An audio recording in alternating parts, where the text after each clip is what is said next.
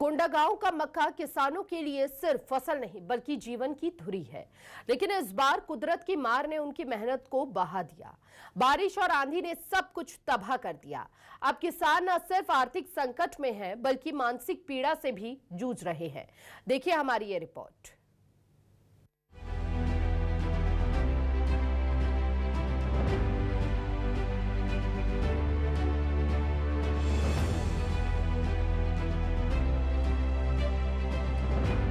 कोंडागांव का मक्का किसानों के लिए केवल फसल नहीं बल्कि आशा का एक बीज है।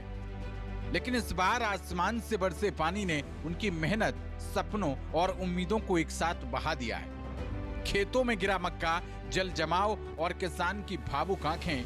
कोंडागांव में मानसून से पहले आई लगातार बारिश और बीच बीच में चली तेज आंधियों ने मक्का किसानों को गहरा आर्थिक और मानसिक आघात पहुंचाया है। जहां एक तरफ खेतों में खड़ी फसलें आंधी से धराशायी हो गईं, वहीं दूसरी तरफ निचले इलाकों में जल भराव से मक्का की जड़ें सड़ने लगी हैं। खेतों में तैयार खड़ी मक्का की फसलें पूरी तरह गिर गई हैं। निचले क्षेत्रों में जल जमाव से फसलें सड़ने लगी हैं। खलिहानों में सूख रही फसलें भी बारिश से भीग गईं। दानों में अंकुर फूटने लगा है, जिससे वे अब बाजार में नहीं बिक पाएंगे। प्रति एकड़ लागत 30,000 से 35,000 रुपए, अनुमानित उत्पादन 50 से 60 क्विंटल, बाजार भाव 2,000 से 2,200 रुपए प्रति क्विंटल, संभावित आमदनी 80,000 रुपए प्रति एकड़। लगातार बारिश से फसलें खराब हुई हैं। पटवारी के माध्यम से सर्वे कराया जा रहा है। पात्र किसानों को आर्थिक सहायता सीधे खाते में दी जाएगी, ये कहना है तहसीलदार का।